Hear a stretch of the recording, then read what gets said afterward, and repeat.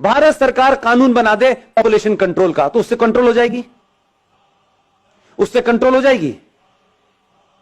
और क्या कानून में लगाए कि अगर नहीं मानोगे तो क्या करेंगे? क्योंकि आपको बीमारी है, हिंदुओं को बीमारी है, हमें नौकरी चाहिए, वो भी सरकारी।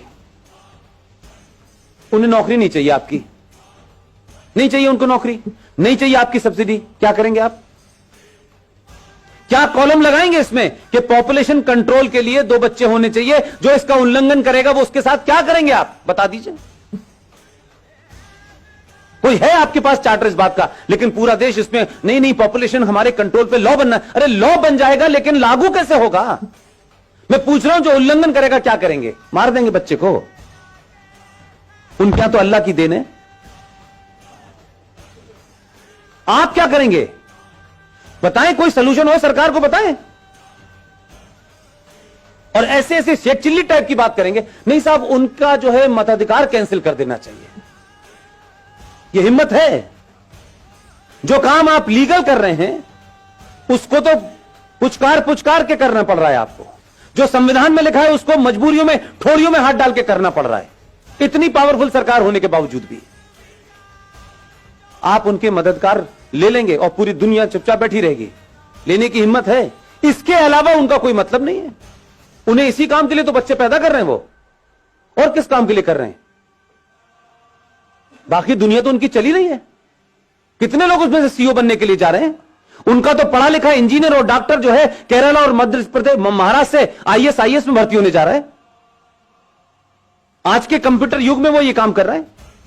लेकिन आप अपने बच्चे से कहेंगे इधर झगड़ा हो रहा है बेटा, इधर से मत जाना, तुम आपकी से इधर से जाना। उधर झगड़ा होने लगा तो आप कहेंगे इधर। इतने रास्ते आपने कर दिए कि अपने बेटे को, अपने बच्चे को लड़ना नहीं सिखाया कि ये चैलेंज है, तुम्हें लड़ना पड़ेगा। आज नहीं कल, कल नहीं परसों, 10 साल बाद, 50 साल बाद हम उसे बचाते रहे। जब सामने वो आया तो उस बेचारे ने एक्सेप्ट कर लिया कि यार मैं लड़ तो सकता नहीं। तो क्या फर्क पड़ता है यार, अगर मैं अपना नाम राम प्रसाद से गुलाम नबी रख लूं तो क्या फर्क पड़ता है? तब वो ये कह देता है, तब आपको लगता है अरे ऐसा कैसे हो गया। इसलिए लवजहत का भी शिकार आप हैं, क्योंकि आपको फुर्सत नहीं। मैंने बताया कि ना, माताजी गई है कीर्तन सुनने, पिताजी पैसे कमाने गए, घर में कोई भाई नहीं है। वो लड़की जो आपके घर में है भाई, उसके भी मन में बदलते हुए समाज की चीजें हो रही होंगी कि नहीं? वो भी किसी से बात करेगी कि नहीं? उसके बरखिलाफ दूसरे समाज में वो बीमारी वहां क्यों नहीं हो रही और आप क्या क्यों हो रही है? क्योंकि आप तो ज्यादा पढ़े लिखे हैं, आप तो बहुत मॉडर्न हैं, उसके बाद ये बीमारी आपकी हो रही है। और इतनी हो रही है कि अब आप चिंतित हैं। आपने अपने कारणों से ऐसे संकट पैदा किए हैं। आपका बस चले तो ये भी कहें कि अब इस पे भी कानून है। कानून के पीछे पड़ गए। कानून को कौन मानता है? कानून तो रेप का भी है, कानून तो दहेज का भी है। कुछ रोक रहा है? जब समाज में एक बड़ी आबादी भीड़ तंत्र में तब्दील हो गई हो, जो सुप्रीम कोर्ट को डराती हो, जो संसद को डराने में सक्षम हो, तब कानून कुछ नहीं करता है, तब समाज को करना चाहिए। भारतीय जनता पार्टी का ठेका है क्या? आरएसएस का ठेका है सिर्फ कि वही सिटीजन अमेंडमेंट एक्ट पे निकलेगी? ये भारत के बाकी लोग जिनका आरएसएस से या बीजेपी से कोई संबंध नहीं है, वो क्या हाथ बांध के पीछे खड़े रहेंगे? फेसबुक पे बस बोलेंगे वो खुद क्यों नहीं कुछ कर रहे? कोई रोक रहा है क्या आपको? अगर वो ऑर्गेनाइज कर रहे हैं तो उसमें भी आप जाके शामिल क्यों नहीं हो रहे? जो बीजेपी का है वो जाएगा क्योंकि वो कार्यकर्ता है, उसको टिकट लेनी है, उसको कुछ बनना है, उसको कैरियर है, इसलिए वो जाएगा। लेकिन दूसरी तरफ क्या हो रहा है? अहले हदीस का भी आ गया है, बरेलवी का भी आ गया है, देवबंदी का भी आ गया है, सब बाहर आ गए। इस वक्त लड़ाई उनकी मुश्तरका है, इसलिए सब निकल के आ गए। लेकिन अभी भी आपकी लड़ाई है, समाजवादी वाला हिंदू क्यों जाएगा, वो क्यों नहीं जाएगा, ये नहीं जाएगा। वो एक ही पार्टी का काम है, एक पार्टी का काम नहीं है। ये citizen amendment bill Bharatiya Janata party का एजेंडा नहीं है। वो पॉलिटिक्स में है, उनकी पार्टी सत्ता में है, इसका मतलब नहीं सारा ठेका उन्हीं का है। मेरा और आपका जो उसका भारतीय जनता पार्टी से डायरेक्टली इनडायरेक्टली कोई संबंध नहीं है, लेकिन एक इस नागरिक के नाते, इस देश के एक समझदार, एक ईमानदार सिटीजन के नाते मेरी कोई भूमिका नहीं है। दंगे होंगे तो पुलिस रोकेगी, जुलूस निकालना होगा तो बीजेपी निकालेगी, हम सिर्फ जो है बैठे बैठे अपने लड़के को अमेरिका भेजने का रास्ता बताएंगे। ये नहीं चलेगा। एक संकट नहीं है, ये सिर्फ शुरुआत है जो बहुत दिन से रुकी हुई थी। इसलिए मैं कहता हूं कि इस देश में राष्ट्रवादी ताकतें, सनातनी शक्तियां जैसे जैसे मजबूत होंगी, इस देश में गद्दारों के चेहरों से बेनकाब जल्दी होंगे। लिहाजा अगर आप ये चाहते हैं, सरकारें आएंगी, सरकार चली जाएंगी, कोई पता नहीं है कौन कितने समय तक रहने वाला है। देश तो पहले भी चल रहा था, घिसट रहा था, कुछ अच्छा था, कुछ बुरा था, कुछ जीते कुछ हारे, ये सब चल रहा था। लेकिन अपने दिल पे हाथ रखिए कि जिन समस्याओं को हम नेहरू जी ने दे दी है, ये गांधी जी ने दे दी है, ये फला ने दे दी है, ये उसने कर दी है, जब उन समस्याओं को जड़ से खत्म करने का समय आ रहा है तो फिर इतनी अगर मगर क्यों हो रही है? फिर इंतजार किसका हो रहा है? पहली बार इस देश में सरकार राष्ट्र के लिए काम कर रही है, तो समाज की जिम्मेदारी क्या है कि पूरी ताकत से खड़े हो और सरकार को यह भरोसा दिलाएं कि हम जो काम आप कर रहे हैं वो हमारे लिए शायद उसका तत्कालिक कोई फायदा हो ना हो, लेकिन आने वाली नस्लों के लिए होगा। यह तय होगा कि 20 साल के बाद मेरे बच्चे टोपी लगाएंगे, मेरी बेटियां बुर्का पहनेंगी या नहीं पहनेंगी। अगर नहीं चाहते हैं तो ताकत से खड़े होइए। वो कौन है, कौन नहीं है, कैसा है, बुरा है, अच्छा है, यह महत्व नहीं है। इस समय कई सवाल पूछने का समय नहीं है। दूसरे सवाल नहीं पूछ रहे हैं, पूरी दुनिया में है। पाकिस्तान नेशनल असेंबली का चेयरमैन चिट्ठियां लिख रहा है सऊदी अरब को। 2.5 लाख की रैली निकल रही है उस बांग्लादेश को जिसे आपने चड्डी बनियान पहनना सिखाया है। नंगे घूम रहे थे वो, जिनकी आधी आबादी आपके मुल्क में है, और आपके मुल्क में सत्ता लोभी लोग उनको कह रहे हैं इनको रखो, ये हमारे दबान है, क्योंकि इन्हीं से हमें वोट मिलेगा और इसी हम सत्ता में रहेंगे। यही कारण रहा होगा 1000 साल पहले भारत के गुलाम होने का, जो आज दिखाई देता है मुझे। कैसे कैसे नारे लग रहे हैं इस देश के अंदर, हर राज्य एक अलग अलग बात कर रहा है। कोई यूएनओ चिट्ठी लिख रहा है, आपके लोगों की गिनती ज्यादा है उसमें, वही ताकतें बाहर निकल रही हैं। सबके नाम नहीं लेना चाहता, इतने महान नहीं उनका नाम लूं मैं, लेकिन राष्ट्र को आपकी जरूरत है।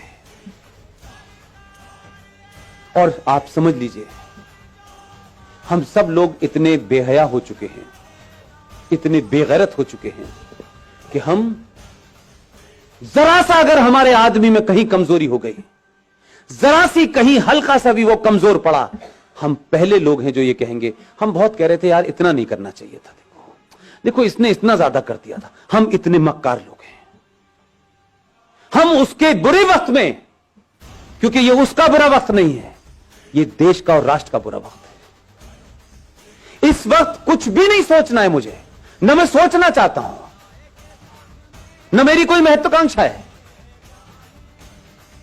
हम अगर 5 लोगों को जगा सकते हैं तो 5 को जगाएं, क्योंकि हमारे यहां कुछ लोग सो नहीं रहे हैं, हमारे यहां जगे हुए लोग भी सोने का बहाना कर रहे हैं। लिहाजा ऐसे सम्मेलन हर दिन होने चाहिए, हर जगह होने चाहिए, सड़कों और चौराहे पर होने चाहिए और खुले में होने चाहिए, ताकि एक बार में लाखों लोग सुने। इसकी यह महत्वता नहीं है कि इसमें कौन बोलने आया है, कौन चीफ गेस्ट से, कोई ना कोई आता रहेगा। और आपने सोचा भी नहीं होगा कि इस देश में 15-20 लोग इसी समय देश के अलग अलग कोनों पे बोल रहे हैं। उनका किसी पार्टी से कोई संबंध नहीं है, वो किसी पार्टी के ऑफिस नहीं गए। हमारा राष्ट्रवाद राज्यसभा की कुर्सी तक महफूज नहीं रहना चाहिए। अब हम राज्यसभा में आ गए तो हमारा राष्ट्रवाद पूरा हो गया, अब हमें सत्ता की मलाई खानी है। उससे पहले हम बहुत राष्ट्रवादी थे। मैंने कई लोगों को रातों रात बदलते देखा है पिछले 6 महीने में, माफ कीजिएगा। एकदम दुकान बंद हो गई है उनकी, अब वो पॉलिटिकली करेक्ट हो गए हैं। अब उन्हें उन लोगों में बैठना है जिन्हें इंटेलेक्चुअल कहा जाता है। अब उन्हें हिंदुत्व की बात करना थोड़ा सा ऐसा लगता है, भाई देखो हमें ध्यान तो रखना चाहिए, इस देश में 35 करोड़ मुसलमान हैं, तो 6 महीने पहले क्यों बोल रहे थे? इसलिए आपके यहां ईमानदारी नहीं है। 15-20 लोगों में चाहे मेजर जनरल जीडी बख्शी हो, कर्नल RSN हो, सुशील पंडित हो, गौरव आर्या हो, ललित अंबरदार हो, इनमें से कोई एजेंडा है किसी का? रोज टेलीविजन पे आप देखते हैं, रोज कहीं ना कहीं भाषण चल रहा होता है उनका। किस लिए? क्या सिर्फ 90 करोड़ हिंदुओं में यही 10-15 लोग हैं? क्यों नहीं हर घर के अंदर 2-2 लोग पैदा हो रहे हैं? क्यों हम ये मानते हैं कि राष्ट्रवाद एक शाम में चाय पीने जैसा है, कोई थोड़ी देर के लिए राष्ट्रवाद भी बात कर लें? कुछ लोगों का राष्ट्रवाद 9 बजे रिपब्लिक टीवी देख के शुरू होता है और 11 बजे कहते हैं बस भारत माता की जय, सो जाओ। राष्ट्रवाद जीना होता है। अगर आपको अपने पे गर्व नहीं है, अपने इतिहास पे गर्व नहीं है, आपको बौनों जिन्होंने गुलाम बनाया है, अगर आप उनको महसूस कर रहे हैं, आप उनको मजबूरी में आपको झेलना पड़ रहा है, तो इसका मतलब यह है कि आपके अंदर कोई अपना स्वाभिमान नहीं है। जिसमें स्वाभिमान नहीं होता उसे राष्ट्र की कोई चिंता नहीं होती। उसको किसी भी हालत में रख दो, वो एडजस्ट कर लेगा, वो नाम बदल लेगा, वो धर्म बदल लेगा, वो लड़की की शादी करके एक नया रिश्ता बना देगा और नाम लगेगा, रख लेगा अपना शब्बीर कुमार। वो कुछ भी कर लेगा। अगर जागृत समाज होता तो उस दिन बोलना चाहिए था जिस दिन गुलशन कुमार की हत्या हुई थी। आप 3 चीजें रख रहा हूं रवि भाई, ध्यान दीजिएगा। इस देश की प्राइमरी एजुकेशन को हमने क्रिश्चियंस के हाथों सौंप दिया है, राइट? इस देश के इतिहास को हमने 70 सालों में कम्युनिस्टों के हाथों में सौंप दिया था। और तीसरी चीज बताऊं, इस देश का एंटरटेनमेंट आपने जिहादी मुसलमानों के हाथों छोड़ दिया। आपकी तीनों चीजें आपके पास नहीं हैं, इसलिए गुलशन कुमार की हत्या हुई, आप समझे ही नहीं कि उसका क्या मसला था। गुलशन कुमार की हत्या भारत की एंटरटेनमेंट इंडस्ट्री के अंदर भजन, कीर्तन और मंदिर को बाहर कर दिया उसने।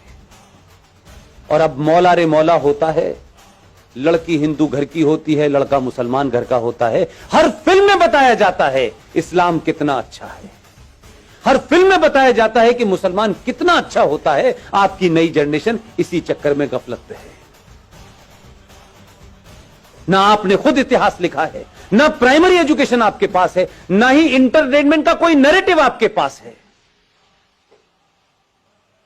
इसलिए दिवाली पे सलमान की पिक्चर रिलीज होगी, ईद पे शाहरुख की होगी और क्रिसमस पे आमिर खान की होगी। आपकी फिल्म कहां बन रही है, कैसे बन रही है, पता नहीं। हम अपने आइकॉन नहीं ढूंढते। और कोई आदमी राष्ट्र के लिए बिना किसी लालच के कोई काम भी कर रहा होगा तो सबसे पहले हमें उसी के अंदर कुछ नुस्ख निकालना होता है। हम उसको कैसे मजबूत करें इसकी हमें चिंता नहीं होती। हम एहसान करते हैं